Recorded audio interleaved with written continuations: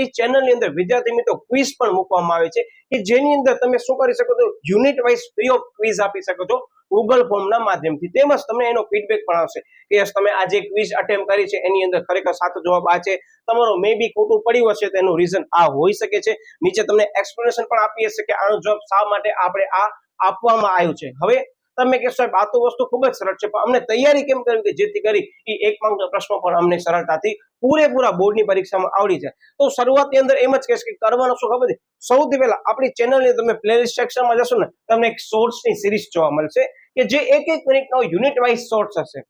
એમ સમજી લો કે ઓલમોસ્ટ બધા ચેપ્ટરના મેં શોર્ટ્સ મૂકી દીધા છે કે જે આઈએમપી ક્વેશ્ચન વિથ ટ્વિસ્ટેડ ક્વેશ્ચનની એક્સપ્લેનેશન એક મિનિટમાં મેં તમને સમજાવી છે કે ભાઈ આ ચેપ્ટરમાંથી આ પ્રશ્ન પૂછાય છે તો ખાસ ધ્યાન રાખજો, આના જેવા 2 પ્રશ્નો છે તો તમને પરીક્ષાની અંદર મિસ્ટેક થઈ શકે. એક્ઝામ્પલ આપીશું તો વધારે આઈડિયા આવશે કે સાહેબ શું કહેવા માંગો છો. એ વસ્તુ મેં ત્યાં સમજાવી તો છે જ, પણ તમને એ પ્રશ્ન પૂછું છું, તમને મગજની અંદર સ્ટ્રાઇક થવી જોઈએ જવાબ શું આવશે. સૌથી પહેલો, દોરવણીની જરૂર સંચાલનની કઈ સપાટી હોય છે? ઓકે. બીજો પ્રશ્ન, દોરવણીની માત્રા સંચાલનની કઈ સપાટી હોય છે? ઓકે. ત્રીજો પ્રશ્ન, નિરીક્ષણનું કાર્ય સંચાલનની કઈ સપાટીએ થાય છે? ઓકે. ચોથો પ્રશ્ન, અંકુશનું કાર્ય સંચાલનની કઈ સપાટીએ થાય છે? 4 પ્રશ્ન અત્યારે મેં તમારી સમક્ષ રજૂ કર્યા, બરાબર. તમને જવાબની અંદર ક્યાં કેમ લાગુ હશે સાહેબ આ હોઈ શકે, આ હોઈ શકે, તો તમને રિપીટ કરી દઉં કે દોરવણી જે છે સંચાલનની દરેક સપાટીએ થાય છે. પછી બીજો પ્રશ્નનો જવાબ કે દોરવણીની માત્ર સંચાલનની કઈ સપાટી હશે? તો દોરવણીની માત્ર સંચાલનની તળ સપાટી હશે. ઓકે. નિરીક્ષણનું કાર્ય સંચાલનની કઈ સપાટી થાય છે? તો નિરીક્ષણનું કાર્ય સંચાલનની તળ સપાટીએ થાય છે. ઓકે. દોરવણીનું કાર્ય દરેક સપાટીએ થાય છે. અંકુશનું કાર્ય દરેક સપાટીએ થાય છે. તમે સમજી ગયા ને? આવા ઘણા બધા પ્રશ્નો છે. મેં તમારી સમક્ષ માત્ર લિમિટેડ ક્વેશ્ચન મૂક્યા કે આવી રીતે પ્રશ્ન આવી શકે છે. હવે તમને ખબર પડી ગઈ હશે કે આટલા પ્રશ્નોના માઇનર વર્ડની અંદર ડિફરન્સ આવવાના કારણે જવાબ સંપૂર્ણ બદલી જાય છે. તો વિદ્યાર્થી મિત્રો આવો એક પ્રશ્ન નથી, દરેક ચેપ્ટરની અંદર એવા પ્રશ્નો ઘણા બધા છુપાયેલા છે કે જ્યાં વિદ્યાર્થી પ્રશ્નો ન વાંચે ને, પ્રશ્નને સમજે નહીં ને ત્યાં સુધીનો જવાબ જે છે ને એને સરળતાથી મળશે નહીં, એને કન્ફ્યુઝન ક્રિએટ કરશે. તો બસ વિદ્યાર્થી મિત્રો એ જે શોર્ટ્સ છે એની અંદર મેં એવા જ બધા પ્રશ્નો તમારી સમક્ષ રજૂ કર્યા છે કે આ પ્રશ્ન ને આ પ્રશ્નમાં આ તફાવત છે, ખાસ ધ્યાન રાખજો. શું કામ તફાવત છે એની એક્સપ્લેનેશન પણ આપણે એ દરેક શોર્ટ્સમાં લીધી છે.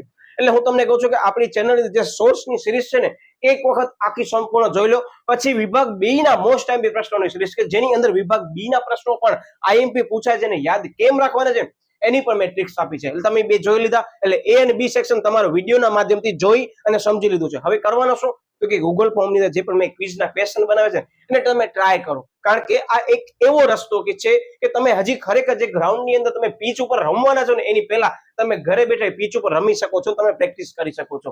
મતલબ કે તમને એ ગૂગલ ફોર્મની અંદર એઝ અ એક્ઝામ તરીકે જ એમસીક્યુ ના આન્સર ટિક કરવાના છે.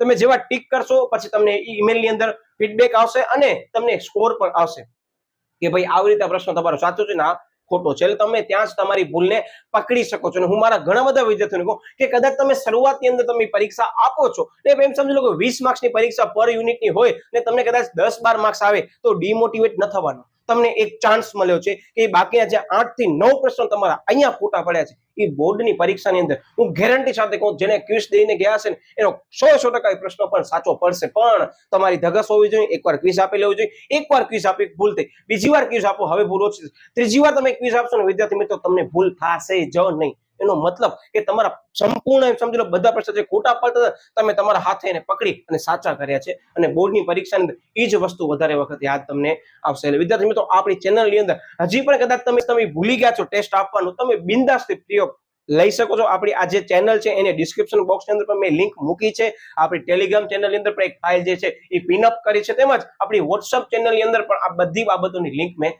મૂકી દી છે. એટલે વિદ્યાર્થી મિત્રો ખાસ એ પરીક્ષા દઈ પછી તમે પરીક્ષા આપો યુનિટ ટેસ્ટ તમારા માટે ખૂબ જ ફાયદાકારક નીવડશે.